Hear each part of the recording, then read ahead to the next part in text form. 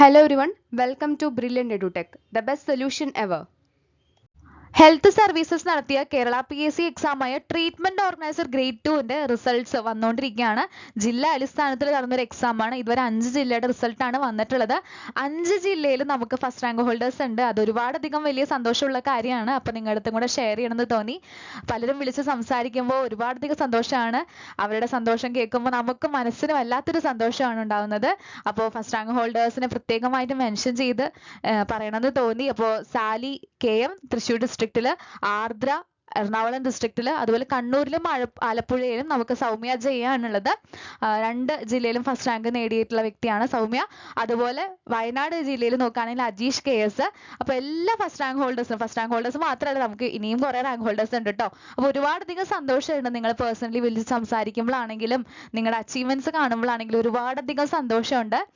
അപ്പോൾ ട്രീറ്റ്മെന്റ് ഓർഗനൈസറിന്റെ മറ്റ് rank holders ആണ്. സെക്കൻഡ് റാങ്ക് ഹോൾഡേഴ്സ് ഉണ്ട് നമുക്ക്. അതുപോലെ 4th, 3rd, 6th, 5th ഇങ്ങനെ പല റാങ്കിൽ നമുക്ക് ഫസ്റ്റ് 10ൽ തന്നെ അത്യാവശ്യം നിറയെ റാങ്ക് ഹോൾഡേഴ്സ് ഉണ്ട്. ട്രീറ്റ്മെന്റ് ഓർഗനൈസർ ഗ്രേഡ് 2 എക്സാമിൽ ഒരുപാടധികം സന്തോഷമുണ്ട് കേട്ടോ നിങ്ങളുടെ അച്ചീവ്മെന്റ്സിൽ. ട്രീറ്റ്മെന്റ് ഓർഗനൈസർ ഗ്രേഡ് 2 എക്സാമിന്റെ തൃശ്ശൂർ ഡിസ്ട്രിക്റ്റിന്റെയും എറണാകുളം ഡിസ്ട്രിക്റ്റിന്റെയും റിസൾട്ട് നിങ്ങൾക്ക് ഇവിടെ കാണാൻ സാധിക്കുന്നുണ്ട്. ഒപ്പം തന്നെ മറ്റൊരു സന്തോഷം എന്ന് പറയുന്നത് ഇൻസ്പെക്ടർ ഓഫ് ലീഗൽ മെട്രോളജിയുടെ റാങ്ക് ലിസ്റ്റ് വന്നതാണ്. അപ്പോൾ ഈ അടുത്താണ് വന്നത് റാങ്ക് ലിസ്റ്റ്. അതിനകത്ത് നമുക്ക് 3rd റാങ്ക് ഹോൾഡർ ഉണ്ട് അപർണ KM, അതുപോലെ ഇസ്മായിൽ TA, ശ്രീദേവി LK, മുസീന. എല്ലാവർക്കും കൺഗ്രാജുലേഷൻ. വളരെ ചെറിയൊരു ഗ്രൂപ്പായിട്ടാണ് നമ്മൾ ലീഗൽ മെട്രോളജിയുടെ ആ ഒരു ഗ്രൂപ്പ് ഉണ്ടായിരുന്നത്. അപ്പോൾ അതിനകത്തുനിന്നും ഇത്രയും നല്ല വിജയം ഉണ്ടായി എന്ന് പറയുന്നതിൽ ഒരുപാടധികം സന്തോഷമുണ്ട്. നിങ്ങൾ വിളിച്ച് സംസാരിക്കുമ്പോഴാണെങ്കിലും അത്രയധികം സന്തോഷം എനിക്കുണ്ട്. അതിലും എല്ലാവർക്കും കൺഗ്രാജുലേഷൻസ് ആശംസിക്കുന്നു കേട്ടോ. അതുപോലെ പൊല്യൂഷൻ കൺട്രോൾ ബോർഡ് നടത്തിയ അസിസ്റ്റന്റ് സയന്റിസ്റ്റിലും നമുക്ക് റാങ്ക് ഹോൾഡേഴ്സ് ഉണ്ട്. 5th റാങ്കിൽ പൂർണിമ ഗോപി, 18th റാങ്കിൽ ഷജിനി, 29th റാങ്കിൽ ധന്യ.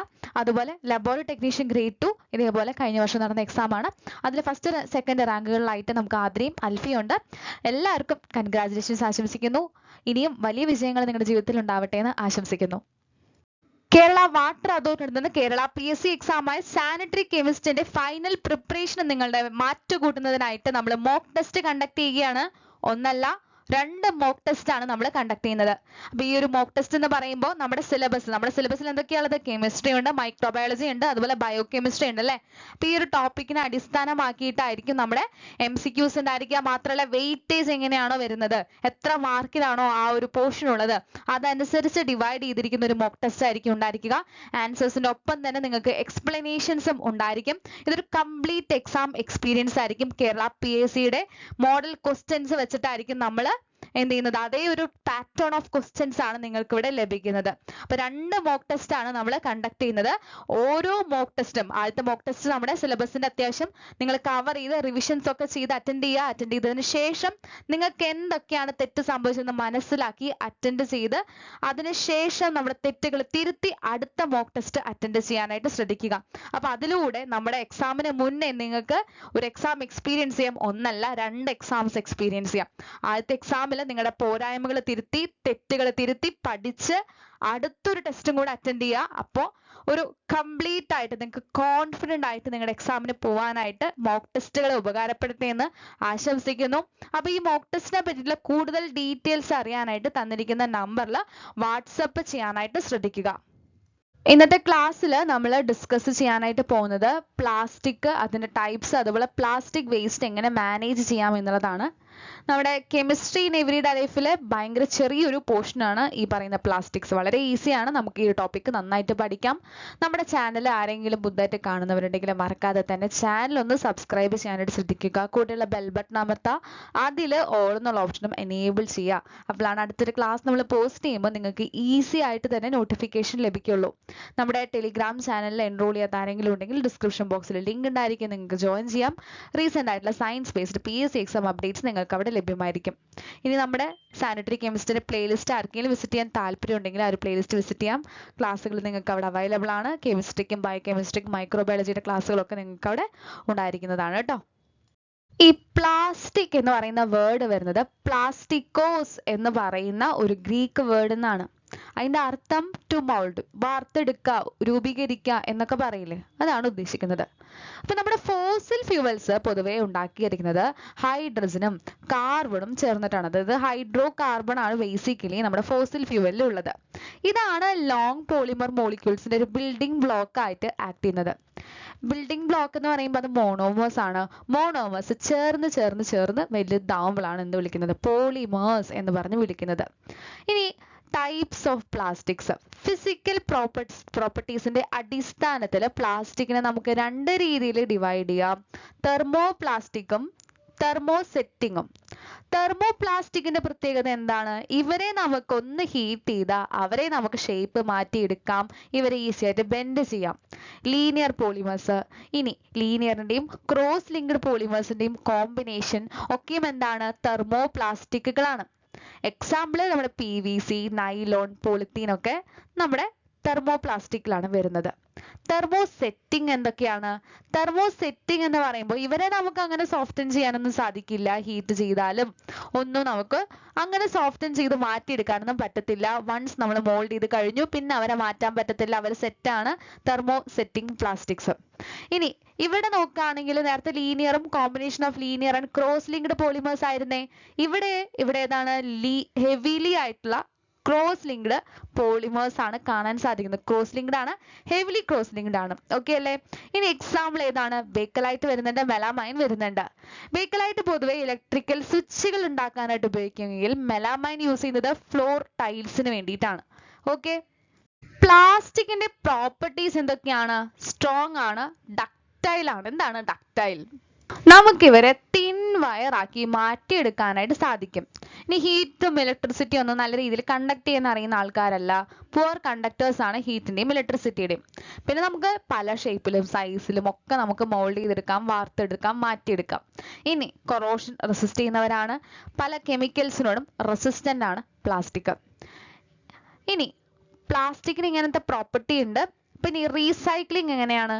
റീസൈക്ലിംഗ് നോക്കുകയാണെങ്കിൽ പ്ലാസ്റ്റിക്കിന്റെ റീസൈക്ലിംഗ് വളരെ ഇമ്പോർട്ടൻ്റ് ആണ്. റീസൈക്കിൾ ചെയ്തിട്ടില്ല, പ്രോപ്പർ ടൈമിൽ ചെയ്തിട്ടില്ലെങ്കിൽ ദെൻ അവർ പല കെമിക്കൽസിനോടൊക്കെ മിക്സായി മെറ്റീരിയൽസിനോടൊക്കെ മിക്സ് ആവുന്നുണ്ട്. പിന്നീട് റീസൈക്കിൾ ചെയ്യാൻ നമുക്കത് ബുദ്ധിമുട്ടായിരിക്കും, പൊല്യൂഷന് കാരണമാവുന്നുണ്ട്. അപ്പം ഈ പ്ലാസ്റ്റിക് നോൺ ബയോഡീഗ്രേഡബിൾ ആണ്, അതും ഒരു പ്രോപ്പർട്ടിയാണ്. അതങ്ങനെ പെട്ടെന്ന് ഡിഗ്രേഡ് ചെയ്യാൻ പറ്റത്തില്ല. അപ്പം അതുകൊണ്ട് നമ്മുടെ മൈക്രോബിയൽ ആക്ഷൻ വഴി ഒന്നും നമുക്ക് ഡീകമ്പോസ് ചെയ്യാനോ അല്ലെങ്കിൽ അതിനെ മണ്ണിൽ അലിഞ്ഞു ചേരാനൊന്നും സാധിക്കത്തില്ല. അപ്പം ഇത് അവോയ്ഡ് ചെയ്യാനായിട്ട് നമ്മൾ ബയോഡീഗ്രേഡബിൾ ആയിട്ടുള്ള പോളിമേഴ്സ് അല്ലെങ്കിൽ ബയോ പോളിമേഴ്സ് യൂസ് ചെയ്യുന്നുണ്ട്. എന്താണ് plastic waste? 7 different type plastic waste ഉണ്ട്. പോളിഇത്തീൻ ടെട്രാഫെൽത്തൈൻ PETE, ഹൈ ഡെൻസിറ്റി പോളിത്തീൻ, അതുപോലെ polyvinyl chloride PVC, low density polythene LDPE, polypropylene PP എന്ന് പറയും, പോളിസ്റ്റെറിൻ PS. ഇതല്ലാതെ മിക്സഡ് ആയിട്ടുള്ള മിസ്സലേനിയസ് പ്ലാസ്റ്റിക്സ്. ഇനി ഓരോന്ന് നോക്കാം. ഫുൾ ഫോമും നോക്കി വെക്കണം, കാരണം ചോദിക്കും. ഈ ഒരു ഫുൾ ഫോമും കാര്യങ്ങളൊക്കെ ചിലപ്പോഴെങ്കിലും ചോദിക്കാറുണ്ട്. ഇനി പോളിഎത്തിലീൻ ടെട്രാഫെൽറ്റേറ്റ്. ഇപ്പം ഇവിടെ നോക്കുകയാണെങ്കിൽ ഇവരെ നമ്മൾ പെറ്റ് എന്നും PETE എന്നും വിളിക്കാറുണ്ട്. പാക്കേജിങ് മെറ്റീരിയൽ ആയിട്ടാണ് പൊതുവേ നമ്മൾ ഇത് യൂസ് ചെയ്യുന്നത്. ഫുഡ് പ്രൊഡക്ട്സിന്റെ, ഫ്രൂട്ടിന്റെ, ഡ്രിങ്ക്സിന്റെ ഒക്കെ പാക്കേജിങ് മെറ്റീരിയൽസ് ആയിട്ട് യൂസ് ചെയ്യുന്നുണ്ട്. അപ്പൊ ഇവിടെ നമ്മുടെ ഈ ഒരു PETക്ക് കുറച്ചൊരു എബിലിറ്റി ഉണ്ട്. എന്താണ്? സ്പോയിലിംഗ് നിന്ന് പ്രൊഡക്റ്റിനെ പ്രൊട്ടക്ട് ചെയ്യാൻ ആയിട്ടുള്ള ഒരു പ്രോപ്പർട്ടി ഉണ്ട്. അപ്പൊ അതിന് വേണ്ടിയിട്ടാണ് നമ്മൾ ഈ പറയുന്ന പോളിയെത്തിലീൻ ടെട്രാഫെലൈറ്റ് യൂസ് ചെയ്യുന്നത്. ലൈറ്റ് വെയിറ്റ് ആണ്, ട്രാൻസ്പെറന്റ് ആണ്, പല കളേഴ്സിലും അവൈലബിൾ ആണ്, സേഫർ ആണ് കുറച്ച് കൂടുതൽ മറ്റ് പ്ലാസ്റ്റിക്കിനെ വെച്ച് കമ്പയർ ചെയ്യുമ്പോൾ. ഇനി ഇവിടെ നമ്മൾ വേൾഡ് വൈഡിൽ നമ്മൾ നോക്കുകയാണെങ്കിൽ ഇവർക്ക് high strength to weight ratio ഉണ്ടായിരിക്കും. പോളിയെത്തിലീൻ ടെട്രാഫെലൈറ്റിനെ ഈസി ആയിട്ട് റീസൈക്കിൾ ചെയ്യുകയും ചെയ്യാൻ പറ്റും. ഓക്കെ. ഇനി ഹൈ ഡെൻസിറ്റി പോളിയെത്തിലീൻ, ഇതിനെ തെർമോപ്ലാസ്റ്റിക് പോളിമർ എന്ന് വിളിക്കാം. ഇപ്പം ഇവിടെ നമ്മൾ നോക്കുകയാണെങ്കിൽ hygiene products, plastic bottles, milk jugs, juice containers, shampoo bottles, body wash products, bleach bottles, cutting boards, piping, ഇതിനകത്തൊക്കെ അതുപോലെ ചിൽഡ്രൻ്റെ ടോയ്സിനകത്തൊക്കെ നമുക്ക് ഹൈ ഡെൻസിറ്റി പോളിത്തീൻ കാണാനായിട്ട് സാധിക്കും. ഇതും ലൈറ്റ് വെയിറ്റ് ആണ്, ഡ്യൂറബിൾ ആണ്, നമുക്ക് കുറെ കാലത്തേക്ക് ഈട് നിൽക്കും. അതുപോലെ മെല്ലിയബിൾ ആണ്. എന്താണ് മെല്ലിയബിലിറ്റി? നമുക്ക് വേറൊരു ഷേപ്പിലേക്ക് മാറ്റിയെടുക്കാൻ സാധിക്കും വിത്തൗട്ട് എനി ക്രാക്സ് അല്ലെങ്കിൽ ബ്രേക്സ് ഒന്നും ഇല്ലാതെ ഇവരെ നമുക്ക് ഷേപ്പ് മാറ്റിയെടുക്കാം. അപ്പോൾ ഹൈ ഡെൻസിറ്റി പോളിയെത്തിലീൻ എന്ന് പറയുന്നത് നമ്മുടെ ഇഞ്ചക്ഷൻ മോൾഡിങ്ങിന്റെ ഒക്കെ ഒരു പെർഫെക്റ്റ് മെറ്റീരിയൽ ആണ്. റീസൈക്കിൾ ചെയ്യാനായിട്ട് സാധിക്കും. അതുപോലെ അത്യാവശ്യം സ്ട്രോങ്ങും ആണ്, തിക്കും ആണ് വെൻ കമ്പയർഡ് ടു പെറ്റ്. ഇനി നമ്മുടെ PVC ആണ്. നമ്മൾ ഒരുപാട് കേട്ടിട്ടുണ്ട് PVC എന്ന്, അല്ലേ? PVC പൈപ്പുകൾ, തെർമോ പ്ലാസ്റ്റിക് ആണിത്. ഇവിടെ നമുക്ക് പല അപ്ലിക്കേഷനിലും PVC വരുന്നുണ്ട്. കാരണം ഇൻഡസ്ട്രിയിലൊക്കെ യൂസ് ചെയ്യുന്നുണ്ട്. റിജിഡ് ആണ്, ഫ്ലെക്സിബിൾ ഫോം ആണ്, അതുകൊണ്ട് തന്നെ നമ്മൾ PVC യൂസ് ചെയ്യുന്നുണ്ട്. റിജിഡ് ആയിട്ടുള്ള PVCക്ക് ഹൈ ഡെൻസിറ്റി ഉണ്ടായിരിക്കും പ്ലാസ്റ്റിക്കിന്, അതുകൊണ്ട് തന്നെ അത് എക്സ്ട്രീംലി ഹാർഡ് ആയിരിക്കും, സ്ട്രോങ്ങും ആയിരിക്കും. പിന്നെ അത് ഡ്യൂറബിൾ നേച്ചർ ആണ്, കാലാകാലത്തേക്ക് നിൽക്കും, ലൈറ്റ് വെയിറ്റ് ആണ്, അട്രാക്റ്റീവ് ആണ്, കൺസ്ട്രക്ഷൻ ഒക്കെ നമുക്ക് യൂസ് ചെയ്യാൻ പറ്റുന്ന ഒരു മെറ്റീരിയൽ ആണ്, പ്ലംബിങ്ങിന് അങ്ങനെ ഇൻഡസ്ട്രിയൽ ആപ്ലിക്കേഷൻസ് ഒക്കെ വരുന്ന ഒന്നാണ് PVC. അപ്പോൾ ഡെൻസ് ആണ് when compared with most plastics. ഇത് കുറച്ചുകൂടെ ഡെൻസ് ആണ്, നമുക്ക് എപ്പോഴും അവൈലബിൾ ആണ്, ചീപ്പ് ആണ്, അതുപോലെ ടെൻസൈൽ സ്ട്രെങ്ത് ഉണ്ട്. എന്താണ് ടെൻസൈൽ സ്ട്രെങ്ത്? ഒരു മെറ്റീരിയലിന് എത്രത്തോളം സ്ട്രെസ് എടുത്താലും അതിന് പിടിച്ചു നിൽക്കാൻ പറ്റാന്ന് പറയില്ലേ, അതാണ് ടെൻസൈൽ സ്ട്രെങ്ത്. അതായത് ഒരു സ്ട്രെസ്സിന് വിധേയമാക്കുമ്പോൾ അത് ബ്രേക്ക് ചെയ്യാതെ എത്രത്തോളം പിടിച്ചു നിൽക്കുന്നു എന്നുള്ളതാണ് ഇവിടെ നോക്കുന്നത്. അപ്പൊ നമ്മുടെ ഈ PVCക്ക് അത്യാവശ്യം നല്ല രീതിയിൽ ടെൻസൈൽ സ്ട്രെങ്ത് ഉണ്ട്. Low density polyethylene, LDPE. അപ്പൊ ലോവർ ഡെൻസിറ്റി ഉള്ള ഒന്നാണ് ലോ ഡെൻസിറ്റി പോളിയെത്തിലിൻ. അതുപോലെ ബ്രാഞ്ചഡ് മോളിക്യൂൾ ആണിത്. പിന്നെ ഇവർക്ക് ചെറിയ പ്രോപ്പർട്ടീസും കാര്യങ്ങളൊക്കെ ഉണ്ട്. പെട്ടെന്ന് ബ്രേക്ക് ആവത്തില്ല, വാട്ടർ പ്രൂഫ് ആണ്, കെമിക്കലി റെസിസ്റ്റന്റ് ആണ്. അതുപോലെ bag, grocery bags, newspaper ഡെലിവറിക്ക്, dry cleaning, beverage cups, plastic റാപ്സിലൊക്കെ നമുക്ക് ലോ ഡെൻസിറ്റി പോളിയെത്തിലിൻ യൂസ് ചെയ്യാം. ഇതല്ലാതെ ഇൻഡസ്ട്രിയലായിട്ടും അഗ്രികൾച്ചർ ആയിട്ടും ഒക്കെ യൂസേജസ് വരുന്നുണ്ട്. പാക്കേജിങ്ങിനൊക്കെ ആയിട്ട് നമ്മൾ യൂസ് ചെയ്യുന്ന ഒന്നാണ് ലോ ഡെൻസിറ്റി പോളിയെത്തിലിൻ. അടുത്തത് പോളിപ്രൊപ്പലിൻ ആണ്. ഇതൊരു തെർമോ പ്ലാസ്റ്റിക് പോളിമർ ആണ്. നമ്മൾ നോക്കുകയാണെങ്കിൽ ഇത് ടഫ് ആണ്, റിജിഡ് ആണ്. പിന്നെ പാക്കേജിങ് മെറ്റീരിയൽ ആയിട്ട് യൂസ് ചെയ്യാം, മെഡിക്കൽ സപ്ലൈസിൽ യൂസ് ചെയ്യാം, ഫർണിച്ചർ, ഓട്ടോമോട്ടീവ് പാർട്സിൽ, അതുപോലെ പ്ലാസ്റ്റിക് ഫിലിംസിലൊക്കെ പോളിപ്രൊപ്പലിൻ യൂസ് ചെയ്യാവുന്നതാണ്. അടുത്തത് പോളിസ്റ്റെറിൻ ആണ്. ഇതൊരു സിന്തറ്റിക് ഹൈഡ്രോ കാർബൺ പോളിമർ ആണ്, ഉണ്ടാക്കിയിരിക്കുന്നത് മോണോമേഴ്സ് വെച്ചിട്ടാണ്. മോണോമർ ഏതാണ്? സ്റ്റെറിൻ ആണ്, അതാണ് പോളിസ്റ്റെറിൻ. പോളിമർ ആകുമ്പോൾ അത് പോളിസ്റ്റെറിൻ ആവുന്നു. ഇത് സോളിഡ് ആയിട്ടോ അല്ലെങ്കിൽ ഫോംഡ് ഫോമിലോ കാണാനായിട്ട് സാധിക്കും. ഇവിടെ നമ്മൾ നോക്കുകയാണെങ്കിൽ പോളിസ്റ്റെറിൻ കുറച്ച് ട്രാൻസ്പെറന്റ് ആണ്, അതുപോലെ ഹാർഡ് ആണ്, ബ്രിട്ടിൽ ആണ്, പെട്ടെന്ന് അങ്ങനെ ബ്രേക്ക് ആവത്തില്ല. പ്ലാസ്റ്റിക് ഫോക്സ്, അതുപോലെ DVD കേസുകൾ, ഹൗസിംഗ് ഓഫ് കമ്പ്യൂട്ടേഴ്സ്, അതുപോലെ മോഡൽ കാർസിൽ, ടോയ്സിൽ, റൂളേഴ്സ്, ഹെയർ കോംസ്, കട്ട്ലറിയിലൊക്കെ നമുക്ക് യൂസ് ചെയ്യാം, ബൗൾസിൽ യൂസ് ചെയ്യാം, പാക്കേജിങ് മെറ്റീരിയൽ, അതുപോലെ എഗ്ഗ് കൊണ്ടുവരുന്ന കാർട്ടൺസ്, ഇതിനകത്തൊക്കെ നമ്മുടെ പോളിസ്റ്റെറിൻ വരുന്നുണ്ട്, യൂസ് ആവുന്നുണ്ട്. അടുത്തത് മിസ്സലേനിയസ് പ്ലാസ്റ്റിക്സ് ആണ്. മിസ്സലേനിയസ് പ്ലാസ്റ്റിക് എന്ന് പറയുമ്പോൾ പല ഫോം ഓഫ് പ്ലാസ്റ്റിക്കിനകത്ത് വരുന്നുണ്ട്. പോളികാർബണേറ്റ്സ്, അതുപോലെ അക്രൈലിക്, സ്റ്റെറീൻസ്, ഫൈബർ ഗ്ലാസ്, നൈലോൺ, ഇങ്ങനെ പലതും ഇതിനകത്ത് വരുന്നുണ്ട്. Plastic CD, DVD, baby bottles, large water bottles, ഇങ്ങനെ പല മൾട്ടിപ്പിൾ കപ്പാസിറ്റി ഒക്കെയുള്ള സ്റ്റോറേജസ് ആയിട്ടുള്ള കണ്ടെയ്നേഴ്സ്, മെഡിക്കൽ ആയിട്ടുള്ളത്, ഐ ഗ്ലാസ്, ഇങ്ങനെ പല തരത്തിലുള്ള പ്ലാസ്റ്റിക്സും ഇവിടെ വരുന്നുണ്ട്. ഇനി എന്താണ് plastic waste management? Plastic waste management എന്ന് പറയുന്നത് കളക്ട് ചെയ്യുക, അതുപോലെ പ്രോസസ്സ് ചെയ്യുക, അതുപോലെ ഡിസ്പോസ് ചെയ്യുക എന്നുള്ളതാണ് മെയിൻലി നമ്മൾ ചെയ്യുന്നത്. അപ്പം അതിനുവേണ്ടി പല ഇടനിലക്കാരുണ്ടായിരിക്കും, ഗവൺമെന്റ്, ബിസിനസ്, അതുപോലെ ഇൻഡിവിജ്വൽസ്, പലരും ആക്ട് ചെയ്തിട്ടാണ് നമ്മൾ പ്ലാസ്റ്റിക് വേസ്റ്റ് മാനേജ്മെന്റ് എന്നുള്ള ആ ഒരു കാര്യം പോസിബിൾ ആവുന്നുള്ളൂ. പ്ലാസ്റ്റിക് വേസ്റ്റ് മാനേജ്മെന്റിനകത്ത് നമുക്ക് ചെയ്യാൻ പറ്റുന്നത് റെഡ്യൂസ് ചെയ്യുക, റീയൂസ് ചെയ്യുക, റീസൈക്കിൾ ചെയ്യുക, 3 R നമുക്കറിയാം. റെഡ്യൂസ് ചെയ്യുക എന്നുള്ളതാണ് ഫസ്റ്റ് ആൻഡ് ഫോർമോസ്റ്റ് നമുക്ക് ചെയ്യാൻ പറ്റുന്ന ഒരു കാര്യം. ഇവിടെ നമുക്ക് പ്ലാസ്റ്റിക് ബാഗ്സിന് പകരം നമുക്ക് ജൂട്ട് ബാഗ്സോ പേപ്പർ ബാഗ്സോ നമുക്ക് മാർക്കറ്റിനകത്തു നിന്നുള്ള ഐറ്റംസ് ക്യാരി ചെയ്യാനായിട്ട് യൂസ് ചെയ്യാം. പ്ലാസ്റ്റിക് കണ്ടെയ്നേഴ്സിന്റെ യൂസേജ് മാക്സിമം കുറയ്ക്കുക, ഫുഡ് സ്റ്റോറേജിന്റെ കാര്യത്തിനൊക്കെ ആയിട്ട്. ഡ്യൂറബിൾ മെറ്റീരിയൽസ് ആയിട്ടുള്ള മെറ്റൽ പോലുള്ളതൊക്കെ നമുക്ക് യൂസ് ചെയ്യാം. അതുപോലെ മാക്സിമം ടേക്ക് അവേ കണ്ടെയ്നേഴ്സ് ഒക്കെ ഉണ്ടാവില്ലേ, ഫുഡൊക്കെ നമുക്ക് ഡെലിവർ ആവുന്ന, അപ്പോൾ അതൊക്കെ അവോയ്ഡ് ചെയ്യാനായിട്ട് ശ്രദ്ധിക്കാം. അടുത്തത് റീയൂസ് ആണ്. നമുക്ക് പോസിബിൾ ആയിട്ടുള്ള ബോട്ടിൽസും ജാർസും ഒക്കെ എന്ത് ചെയ്യാം, റീയൂസ് ചെയ്യാനായിട്ട് സാധിക്കും. നമ്മൾ സേഫ്റ്റിയും ഹൈജീനും മൈൻഡിൽ വെച്ചുകൊണ്ട് വേണം നമ്മൾ ഈ റീയൂസ് ചെയ്യുമ്പോഴാണെങ്കിലും.